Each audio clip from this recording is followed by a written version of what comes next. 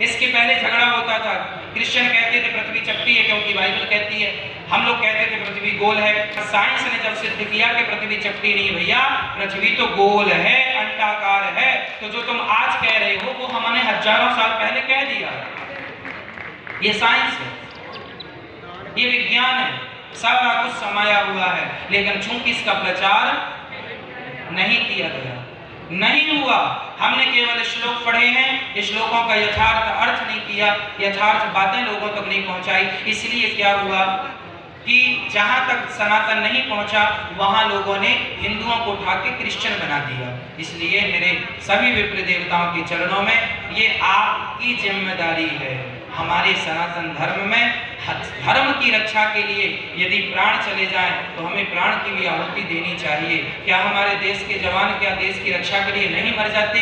क्या आक्रांताओं ने जब कहा कि तुम हिंदू धर्म छोड़ दो और बन जाओ मुसलमान, तो कुछ तो मुसलमान बन गए लेकिन कुछ मर गए पर अपने धर्म को नहीं छोड़ा। स्वधर्मे निधनम श्रेया पर धर्मो भयावह।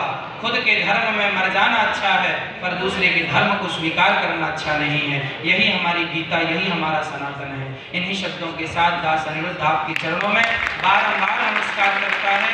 और आप सभी के कंधों में अब जिम्मेदारी है धर्म की, आप सभी के कंधों में अब जिम्मेदारी है सनातन धर्म की। जहां जाइएगा अपने धर्म की बातें कीजिएगा, सबको बताइए कि तिलक क्यों लगाते हैं और लगाइए, गर्व से लगाइए। कहिए कि हम सनातनी हैं, कहिए हम हिंदू हैं, धरा ये जिस पर घूम रही हम उसी केंद्र के बिंदु हैं।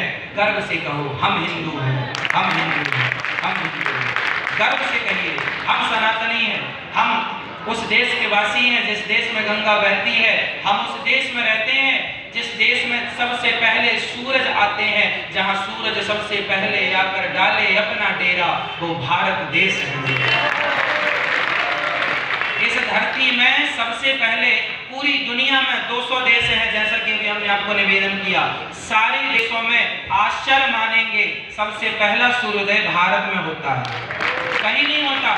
आप घूम लीजिए दुनिया, सबसे पहला सूर्योदय जिस देश में सूर्य भगवान भी आने को तड़पते हैं, उस देश में परमात्मा ने हमें भेजा है। गर्व करना चाहिए हमें अपनी भारतीय संस्कृति पर, हमें अपने भारत पर गर्व करना चाहिए, है ना।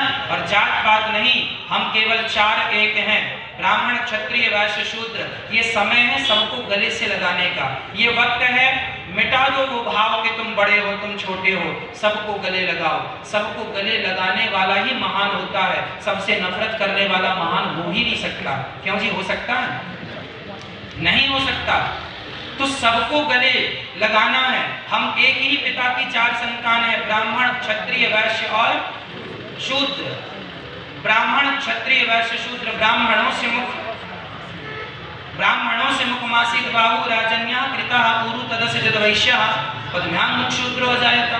ब्राह्मण से ही भगवान से ब्राह्मण हुआ, भगवान से क्षत्रिय हुआ, भगवान से वैश्य हुआ, भगवान से शूद्र हुआ। तो एक पिता के विपुल कुमारा लिखा है रामचरितमानस में कि नहीं? एक पिता की विपुल कुमार उत्तरकांड में लिखा हुआ है। एक ही पिता की संतान जब हम लोग हैं तो फिर किस बात का झगड़ा है? मुझे ये समझाइए, किस बात का झगड़ा? इसलिए राह में आए जो दीन दुखी, सबको गले से लगाते चलो। यही सिद्धांत लेके चलना पड़ेगा और यही सिद्धांत से सबका कल्याण है।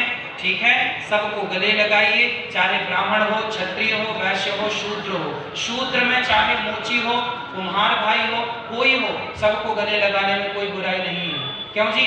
यदि नहीं गले लगाओगे तो वो क्रिश्चियन लोग गले लगा लेंगे और अपने रास्ते ले जाएंगे। आप गले लगा के बचा सको तो बचा लो।